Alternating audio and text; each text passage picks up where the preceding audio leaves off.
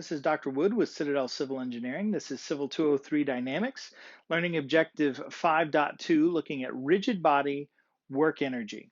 And so with that, we'll jump into it. Just as a reminder, this is in chapter 17.1 of your textbook. We are still thinking about kinetics, so the relationship between masses and forces and their various kinematic properties. But now we're looking at rigid bodies. So with that, we'll jump into it.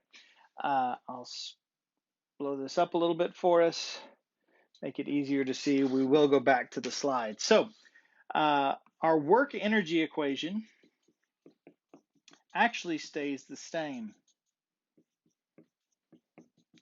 as it was for particle equations. We'll remember that we said that if we had a multi-part system, we'd say the sum of the work is equal to the sum in the change in kinetic energy. The thing that's changed for us now is that this work formerly only came from forces, but now this is going to be the work due to forces and moments. And so we're going to have to figure out how to calculate the work associated or generated by a moment. The kinetic energy side of the equation was looking at the change, so final minus initial, in kinetic energy from translation, same as it was for particle, 1/2 mv squared, and rotation. So we're going to need a new way to think about our kinetic energy in terms of rotation. And so let's start with the work side of the equation. If you'll recall our definition for work, we said that this was going to be U for a force was going to be equal to the integral of F dot dr. So the force times the tangential component of the displacement. So if the force was constant, then this would become F cosine alpha ds, where this would be the tangential portion of the force times the displacement, or the tangential portion of the displacement times the force. The thing that's changed now is this displacement is going to be at the point of application. And what I mean is that wherever the force is applied to the body, that's the displacement we're looking for. So we're going to have to do some kinematic equation work to figure out just how far the force has moved wherever it's being applied to the rigid body. It's no longer just the displacement of the center of gravity. It's actually the displacement of the body itself. So that's the work component there from a force. Now we need to introduce the work from a moment. That's going to be the integral of m d theta. Again, this is chapter 17.1 of your textbook. If you really want the derivation of this, it'd be in 17.1b that would walk this through. If the moment's constant, we got the moment times the change in angular displacement.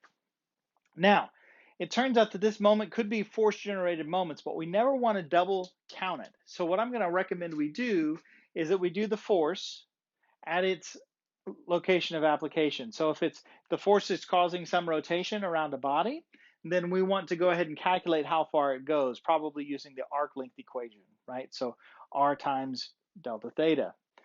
That'll work fine, but I would think of it in terms of a force equation. We'd only want to use this moment equation when we're looking at an applied moment or a torque acting on the system somewhere, and then it's just the moment times delta theta. This is a sign scalar, so no vector quantities. We're only going to get really one equation, and we said that that sign would be positive when the forces act in the same direction as the displacement. So whatever direction they point, as long as they point in the same direction, they're going to be positive. When we think about moments, it's positive when the moment and the angular displacement are in the same direction. So if they're either both clockwise or both counterclockwise, we get a positive moment. It'll become negative when the force and displacement are in opposite directions, or when the moment and displacement are in opposite directions. So because we're thinking about it in the work energy equation sphere, the idea is that if the work is positive, it's going to be the moment or the force is going to be adding energy to the system, increasing the velocity or speed.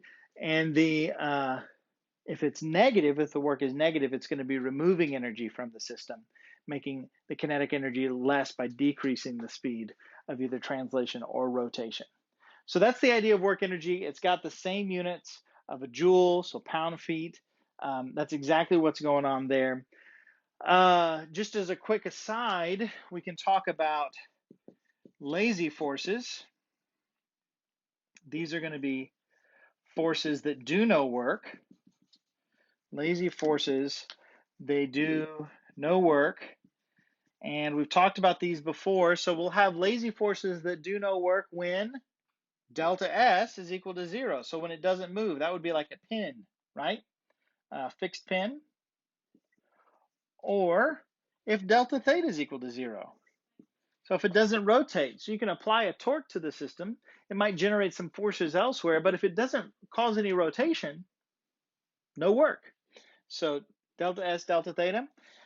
We can also say if the cosine alpha is equal to 0, it'll do no work. So that means that a force perpendicular to the displacement does no work.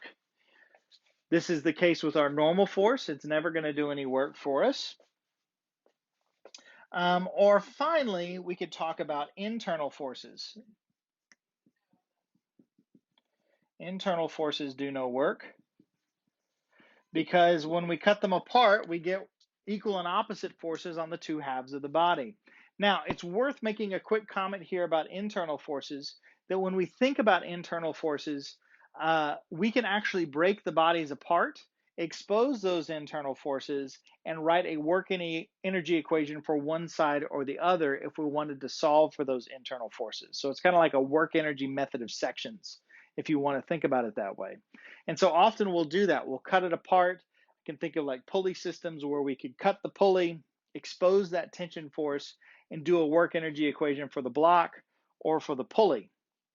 The key would be that we'd have a kinematic relationship that still exists between the block and the pulley, meaning that the block, the rotation of the pulley affects the acceleration of the block and the velocity of the block. So we'd have to keep all that kinematics in mind. And so that's really what we'll get into when we look at multi-part systems. But as far as internal forces go, they're not going to do any work. So if they're internal to the system, the only way to get them to do work is to make them external by cutting the object open. And so that's a thing we can look at. So if we were to look at that just very quickly, we could look at some systems that look like this. So you got two gears, right, that are engaging with one another. And as long as those two gears are on top of each other, the force acting between the teeth is an internal force, and it does no work. And so the only force doing work here is that applied moment. And because that moment's constant, we can calculate its work as the moment times the angular displacement of B. It actually doesn't matter how far A moves because there's no moment applied to A. So just the angular displacement for B. Likewise, we could look at a system like this, right? So we would think about the forces involved. That block B is going to have a normal force, but it doesn't do any work. Weight doesn't do any work. The internal forces in the cable don't do any work. We might have some frictional force that would be doing negative work because the block's going to move to the left and the friction is going to point to the right. Friction is always generating negative work. The block itself over there, block A, is going to move down. So the weight is going to be doing positive work because the downward weight and the downward motion. The pulley itself, there's no internal forces there. So the only way we would get those internal forces is if we opened up, if we cut the cable and opened up the forces happening inside there. So that's the only way we would be able to get those internal forces, is if we looked at just block B or just block A or just the pulley, again, keeping in mind all the kinematics we'd have to do. The forces acting at the pin at C, those do no work because they're not moving. Finally, we could look at an object like this, a couple of bars pinned together. The forces at A aren't going to be doing any work because they're not moving. The force at D isn't going to be doing any work because it's perpendicular to its motion where it's applied.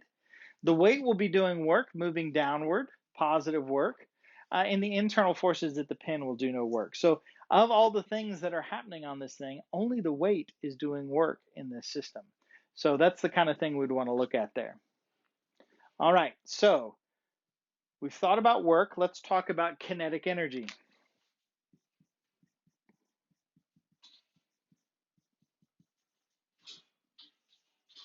So when we think about kinetic energy, we're going to have kinetic energy associated with translation and rotation. So our symbol T was the kinetic energy symbol we used. And for translation, we said the kinetic energy was equal to, here I can blow this out so we can actually see this. Kinetic energy was equal to 1/2 mv squared. So this is still going to be the translational kinetic energy. Translation. Now, critically, this is translation at the center of gravity. So that we're going to have to calculate the velocity at the center of gravity in order to be able to calculate the kinetic energy associated with translation. In addition to the kinetic energy associated with translation, we'll have kinetic energy associated with rotation, which ends up being 1/2 I omega squared. This would be chapter 17.1c of your textbook would walk you through where this comes from, but it's a nice corollary. Mass becomes angular momentum, velocity becomes angular velocity. And so that will give us our translation about the center of gravity.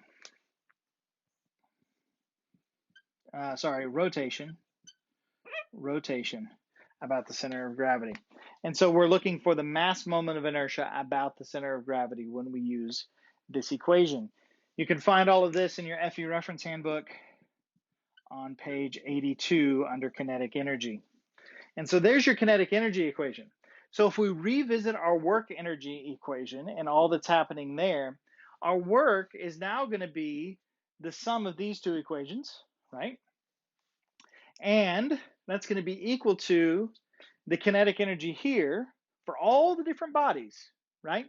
So we got to sum them all up, all the different bodies, final minus the initial case, right?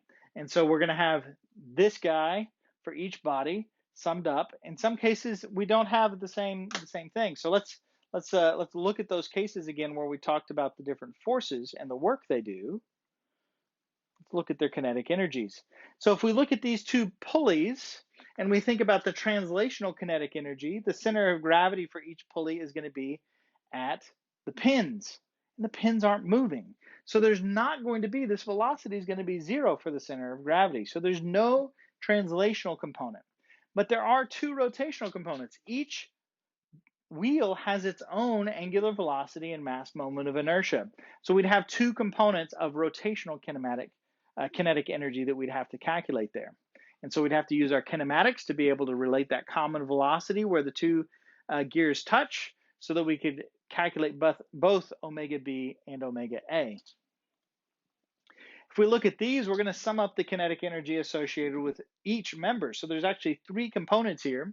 If we look at block A, it's going to have a translational kinetic energy that's going to be related to the angular velocity of the pulley based on its radius,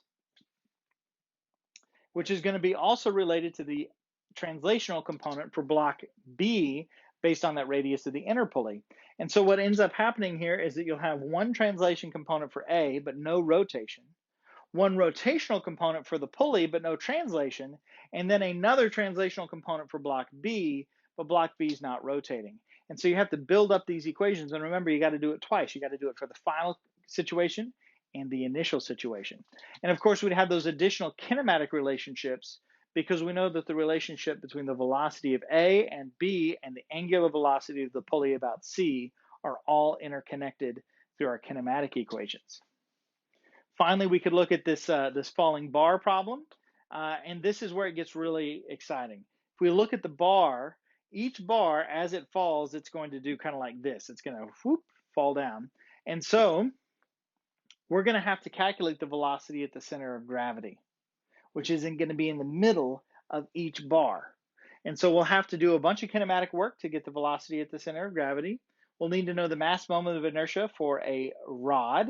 So hopefully we'll have that from our FE reference handbook.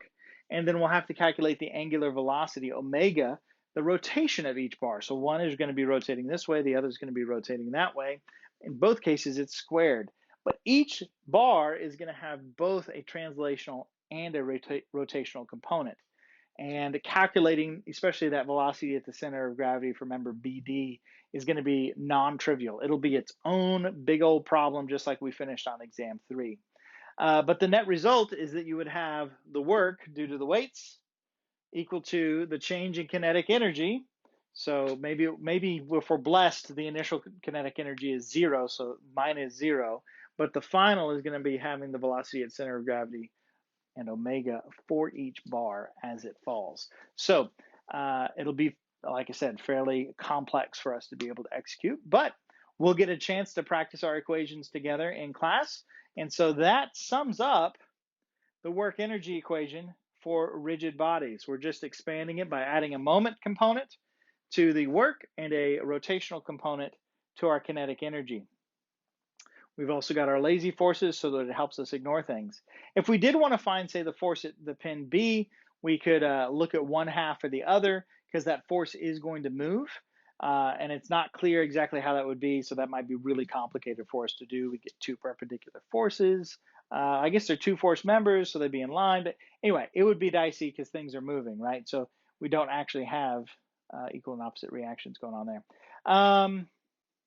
Pulleys, yep, same thing. We could cut those ropes, look at just a work energy equation for B that would now have that tension as a force in the direction of motion, so it'd be generating positive work in that new work energy equation. All right, that's what I've got, and I look forward to seeing you in class. Thank you.